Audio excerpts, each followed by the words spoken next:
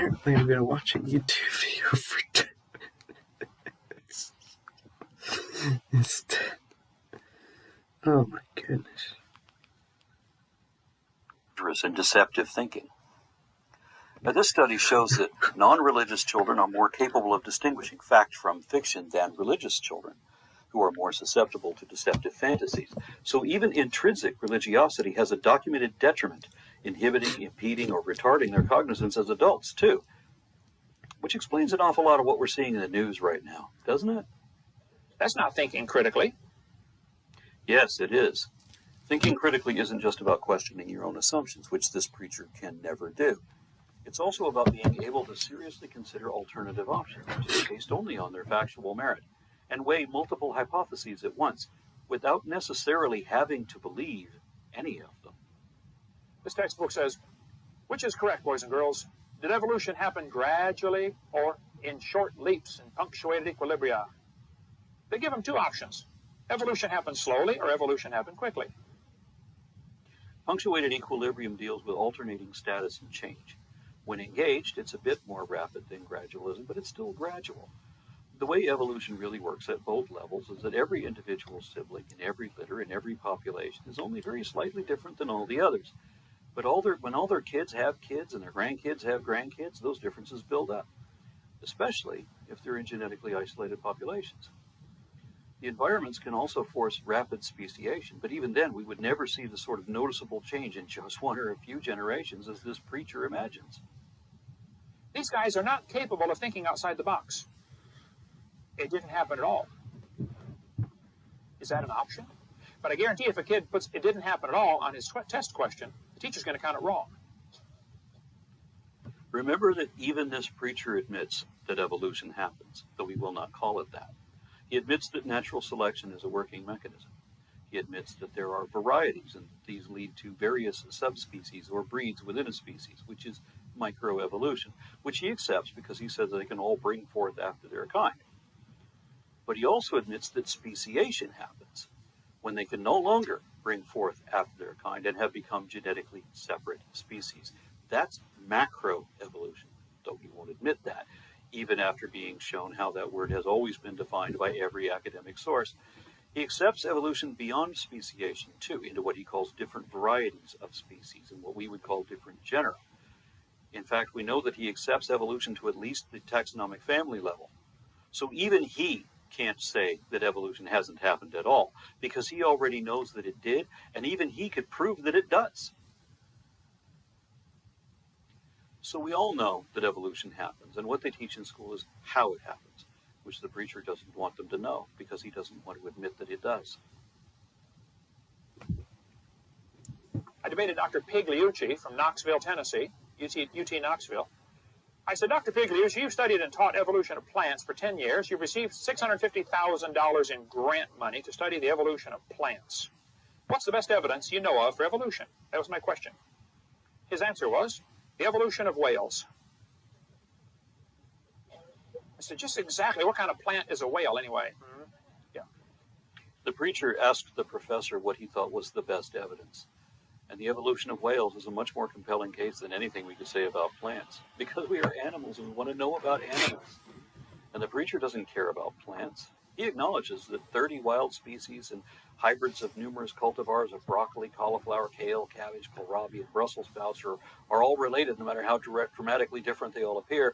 But he won't acknowledge that that's evolution, because his belief system and his lucrative income depend on his not understanding that. So the professor knows that neither the preacher nor the audience are likely to be wooed by botany nearly as much as they would be by the evolution of cetaceans, because that shows a more profound sequence of changes than most other lineages we could point to. He said the hippo is evidence for evolution because it's in the process of adapting to an aquatic way of life. Hippo is proof for evolution because it likes to go in the water. Wow, I like to go in the water too. What's that mean? A problem that professional scientists have when debating creationists is that academics expect people to care about the facts and to have some credibility and accountability when they're wrong. But creationists just don't have any of that. So every live debate ends up being a stage performance where some slick weasel acts like a fool but makes the frustrated professor look like the ignorant one. It's actually an easy enough trick to do, and it doesn't take much intelligence. So the professor probably gave the preacher too much credit and assumed that he would understand what a transitional species is and why. Instead of pointing to the hippopotamus, the professor might have done better pointing to sea lions, since they're obviously still in a state of transition too.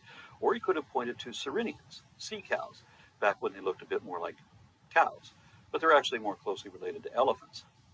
Since the discovery of Pesosiren portelli, their transition from walking on land to marine adaptations is another complete lineage with every significant intermediate represented in the fossil sequence. Pesosiren was obviously a manatee, or a manatee wannabe, that still had legs. They were already diminished such that the animal could walk, but not very well. However, it could swim indefinitely. Evolution's a shell game. Everybody thinks that somebody else has the evidence. The biologist says, oh, we don't have it. The geologist has it. The geologist says, oh, we don't have it. The anthropologist has it. As a student of anthropology myself, I can say we definitely have it. If you study the local anthropology of anywhere in the world, the sheer volume of different types of evidence will immediately disprove any notions you have about Adam and Eve or the global flood. You certainly won't be able to make believe that the Earth is only 6,000 years old anymore. That's stupid, and it contradicts everything you know to be true about any one place. And then if you study any other place with a different culture, then you'll have a whole new list of facts and evidence disproving the literal Genesis all over again. And that's not to say that geologists and biologists don't have their own separate lists of evidence too. They definitely do. We've seen a lot of that already in this series. They wouldn't say that they didn't, like this preacher said that they would, unless they were on a payroll of an anti-science apologetics ministry. It's a shell game with one major difference. You know how they put the P down there and try to get you confused, which one has the P? The difference is there's no P under any of them. Nobody has the evidence. Nobody. They're all lying. As we've consistently seen all through this series, this preacher has never been right about anything ever.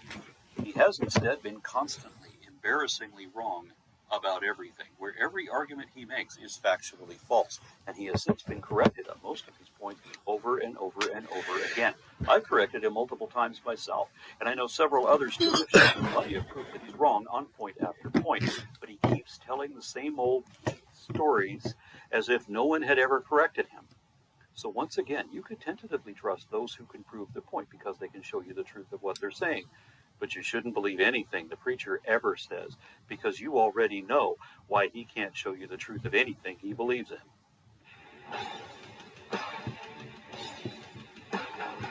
I technically have 2 more minutes.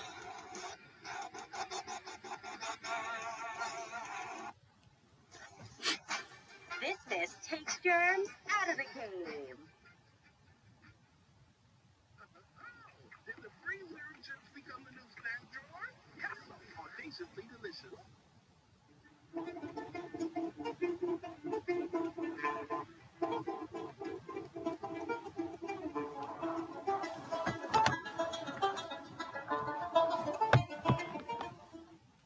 Say, what about horse evolution? Yes, boys and girls, you see this? The four-toed horse evolved to the one-toed horse. That's a lie, proven wrong 55 years ago. Spoiler alert, no it wasn't. But I also have to clarify that all mammals started out pentadactyl, meaning that we started with 5 digits. And some lost the thumb and were reduced to only 4, which is what happened to front feet in the earliest horses, while the fat feet had lost the pinky finger too, leaving them with only 3 toes there. Then, because genetics usually follows a pattern, front feet eventually followed suit. And of course, in the case of horses, they eventually lost the other peripheral toes too and were down to 1. So that horses, rhinos, tapirs, and calypsirs, these awkward-looking things that are now extinct, are all perissodactyls, odd-toed ungulates, as distinguished from pigs, deer, cattle, camels, and giraffes, who are all artiodactyls, or even-toed ungulates, having usually 4 toes on cloven hooves, except for camels, who lost a couple more toes along the way. Artiodactyls and perissodactyls split a long time ago, just before the demise of the dinosaurs, when neither one looked like what we think of them as today. The morphological link between them is Eohippus, formerly known as Hyracotherium. The hyrax is the so-called four-toed horse. They're still alive today in Africa and Turkey. There's still a little bitty critter. There's one right there, a hyrax. This preacher is so confused. Do these look like the same animal to you? One looks like a small deer and the other looks like a fat hamster. No one ever thought that these were closely related. The preacher somehow got Hyracotherium, which is named after the hyrax, confused with a hyrax.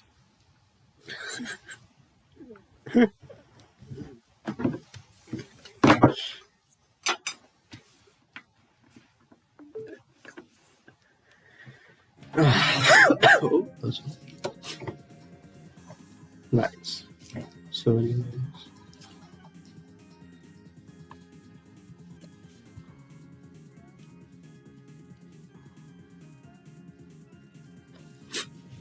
Is there a way to have two documents on the same screen? That would be nice.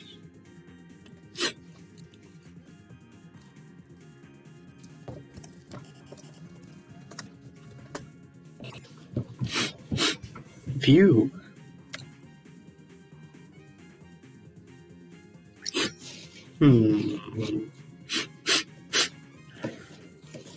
Split.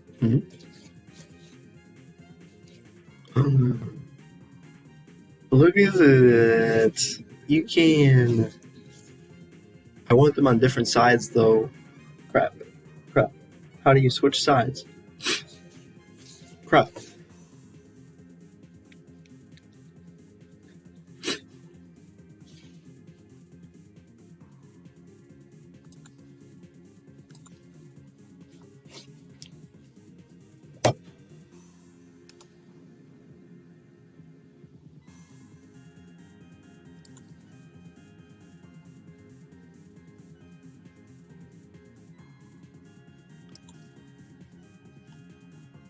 No, that's not what I meant.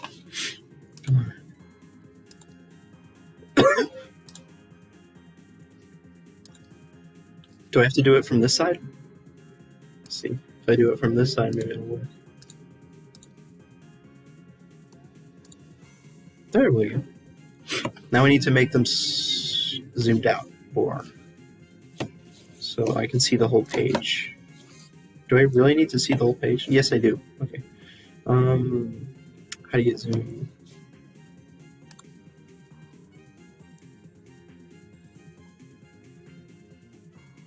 Oh. Alright, let's see here.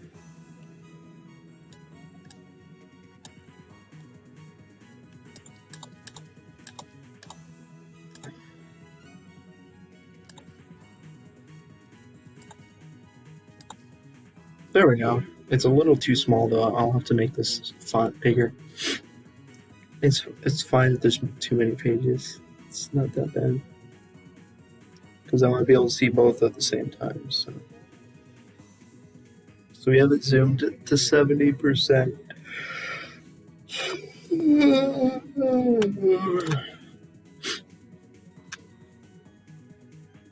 Oh, fun.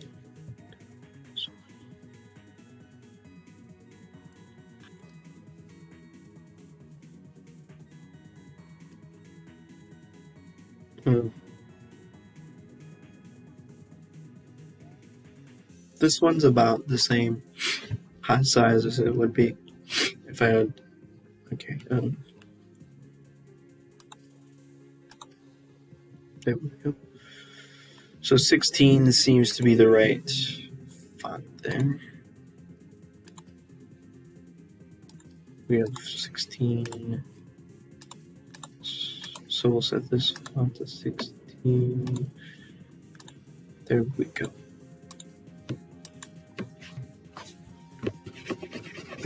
Nice job. Okay, so now let's ding, ding, ding.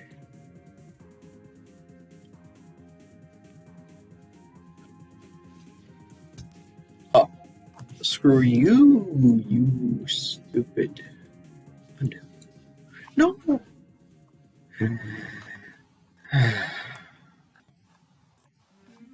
I messed it up. It automatically scrolled down to there for no reason. Dang it. What? You suck? What the crap? What the heck? Why does this happen?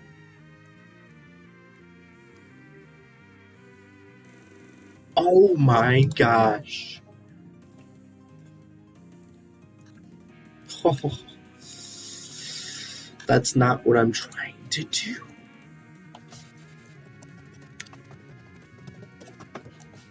Dang it. This is such bull. What? Why would it do this? What? What? Hello? This is not what I'm trying to do. What the heck? What?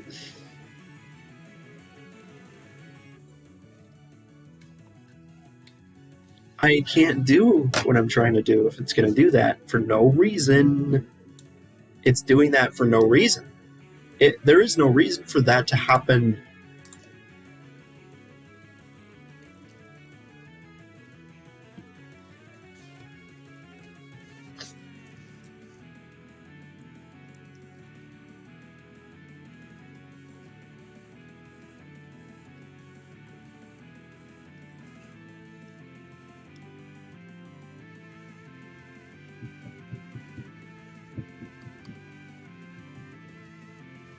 It didn't save any of the save changes I made. Huh? What? Hello? What? Hello? Hello? This is some really stupid stuff here. Okay, that time it worked. I don't know why. Okay.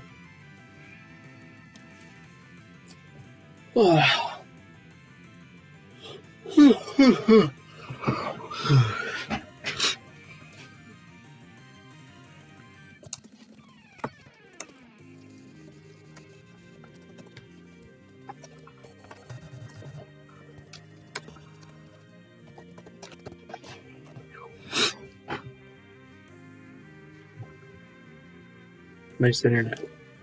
Going bye-bye.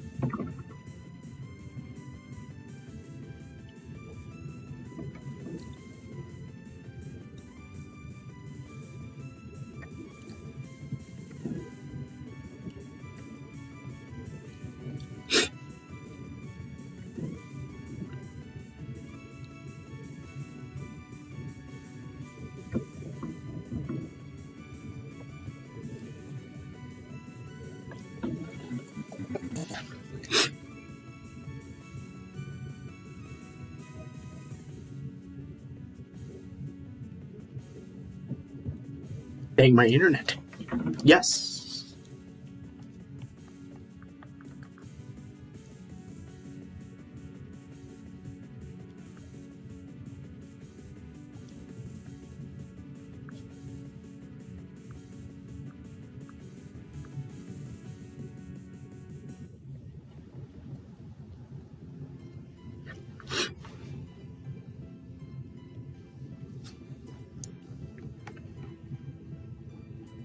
There's a book.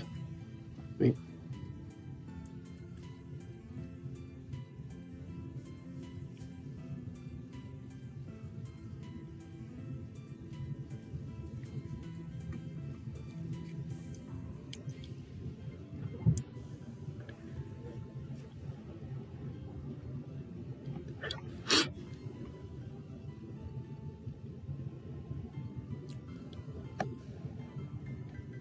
The 493 cases includes PLL, so you have to subtract PLL. I don't want PLL. Everyone already knows PLL. It's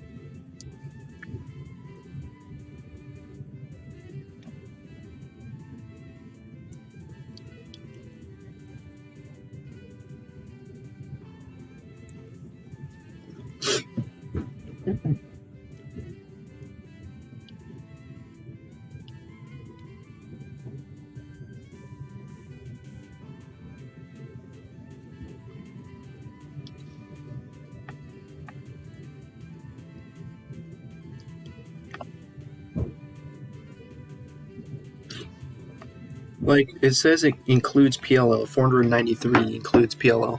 Okay, time for fun. Great fun. It says 493, but I want to use the number that doesn't include PLL because everyone already knows PLL.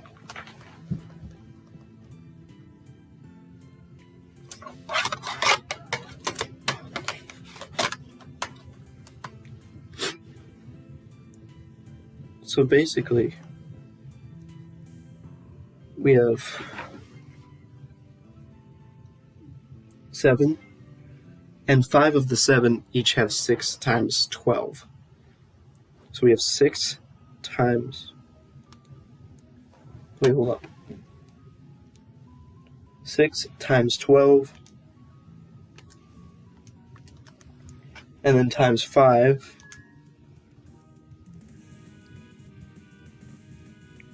Is this, and then you have 2 of them have 6 times 12. Well, no, not 6, 4.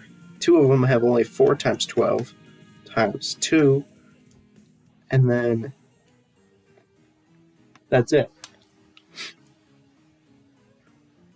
So 360 plus 96, 456. I feel like I did this wrong.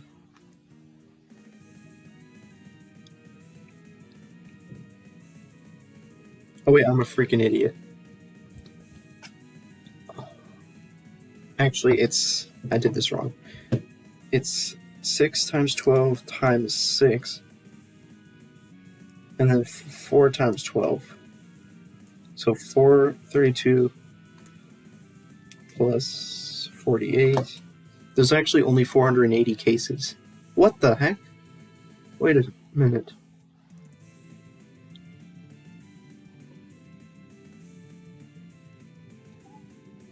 Oh, okay, never mind. Guess what? They include PLL as a subset. So actually there's only 6. Minus 1 is 5. 6 times 12 times 5. 4 times 12. 360 plus 48. I got even less that time. What is wrong with me?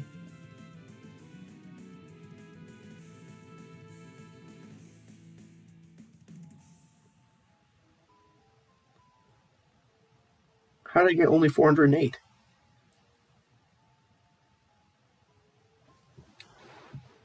There's 6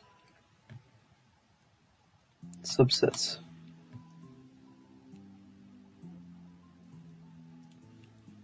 For every case except for H. For every other case except for H, there are 6, and then there's 12 for each of those. And that's 5 of the 6. And then the 6th one has only 4 times 12, and the 7th one is PLL, so I'm excluding PLL. How did I get only 408?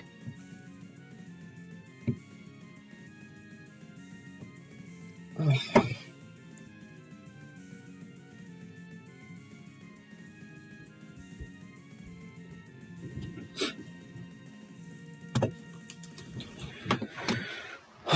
Maybe I should just say it.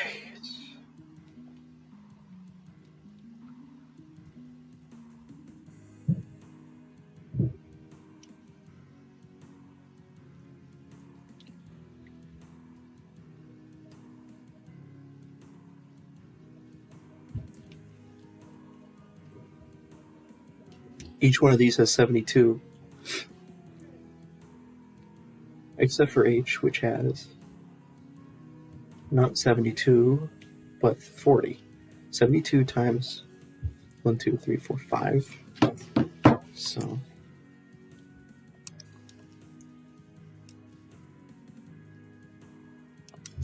that time I only got 400. I keep getting different answers here. Why do I keep getting different answers? What? Never mind. It's times 6.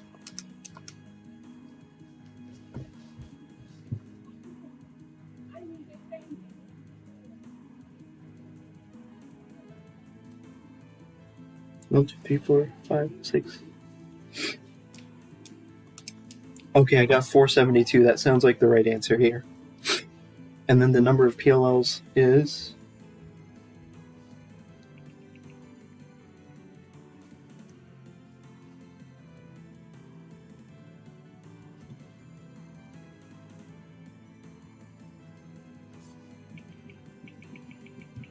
God dang it.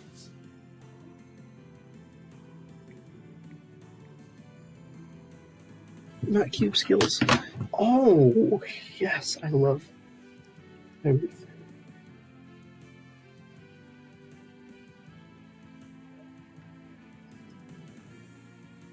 I literally saw it in the results, and I don't.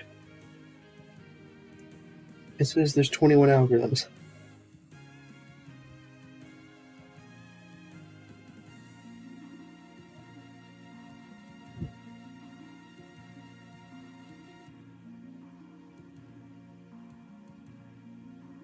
One, 2, 3, 4, 5, 6, 7, 8, 9, 10, 11, 12, 13, 14, 15, 16, 17, 18, 19, 20, 21.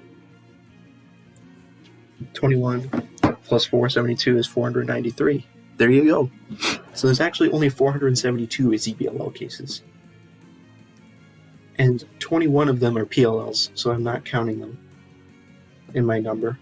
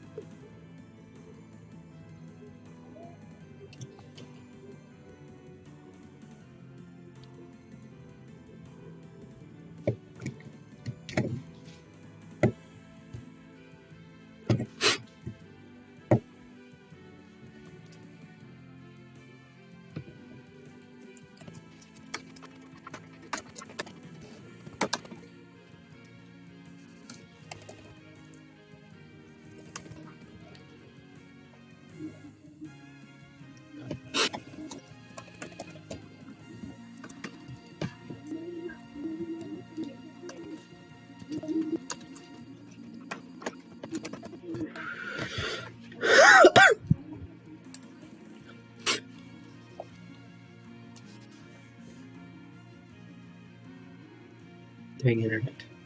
I can't really do this stuff without my internet connection. Am I gonna have to go restart the internet? Maybe I could waste time while I do it. That would be fun.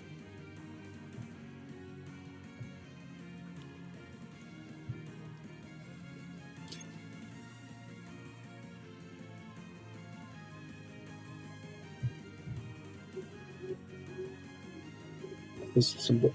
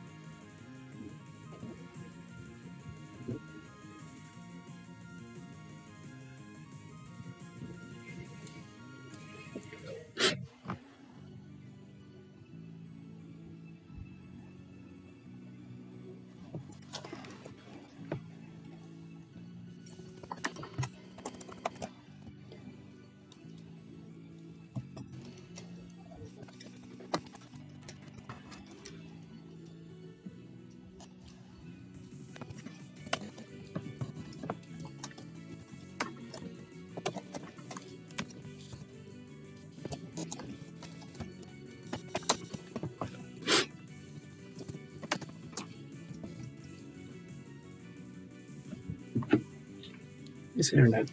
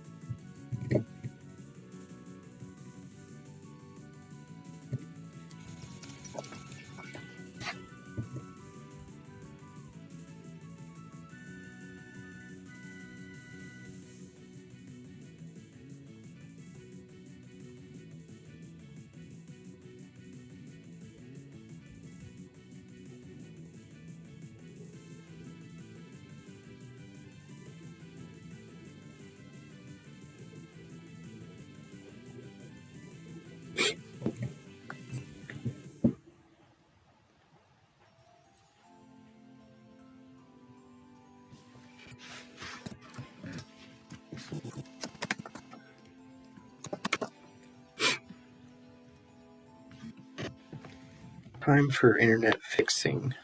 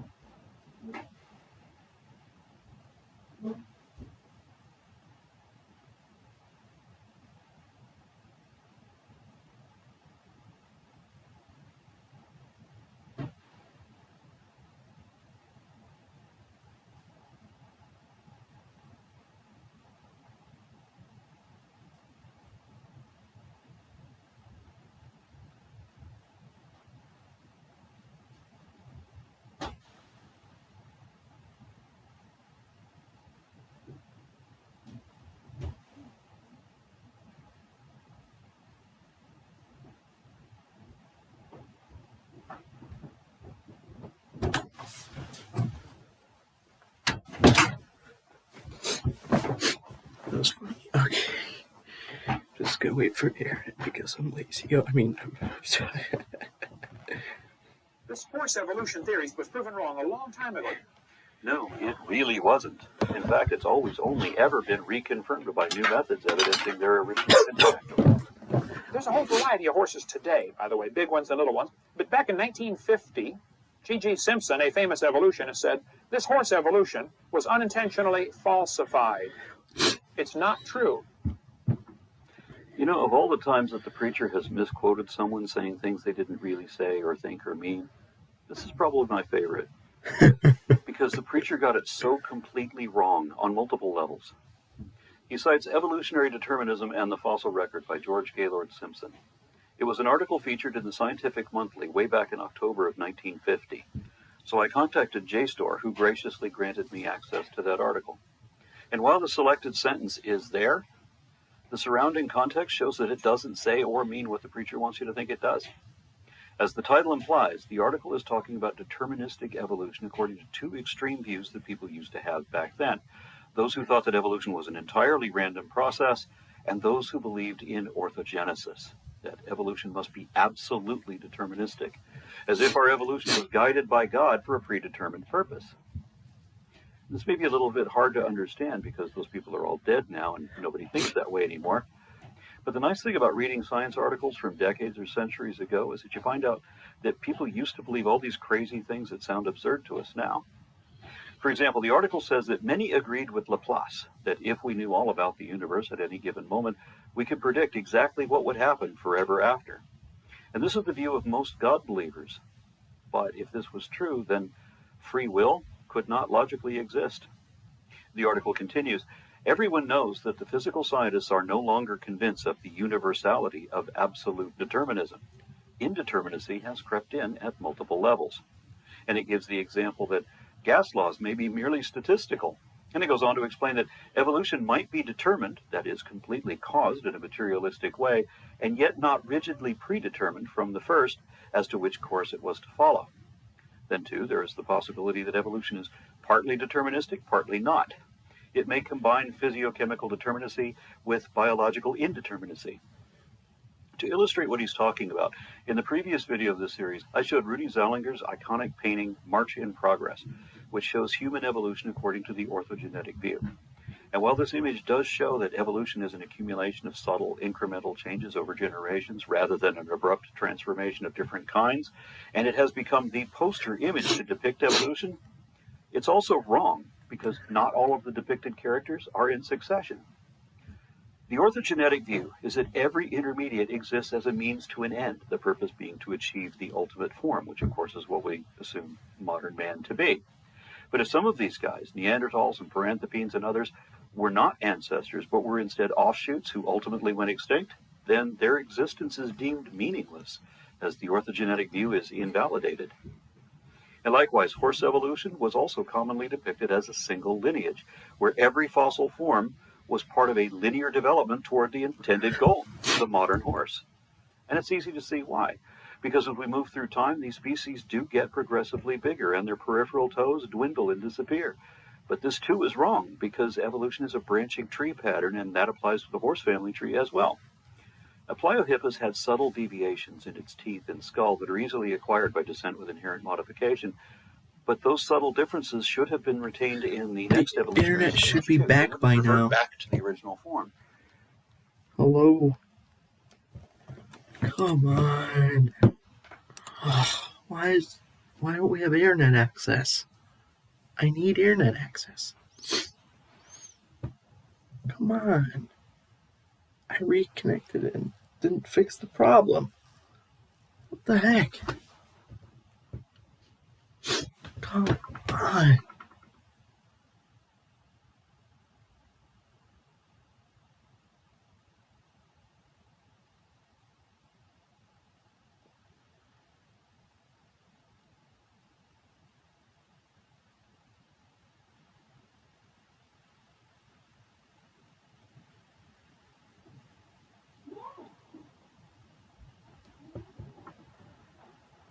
This is some bull.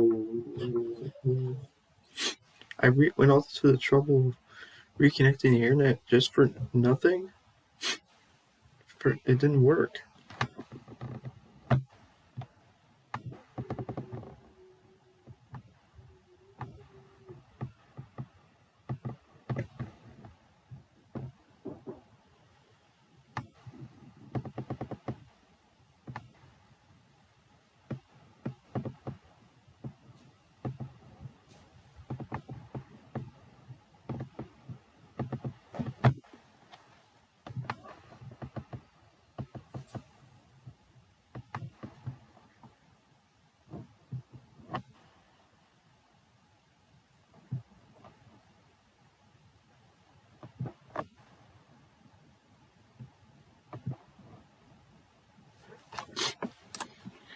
I have to just use my phone. Wasting time.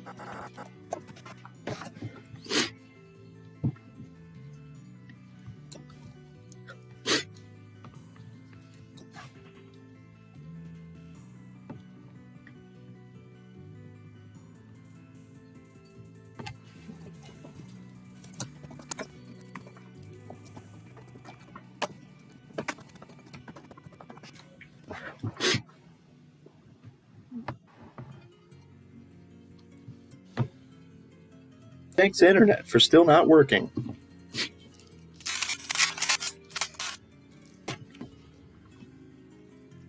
Thanks, Internet.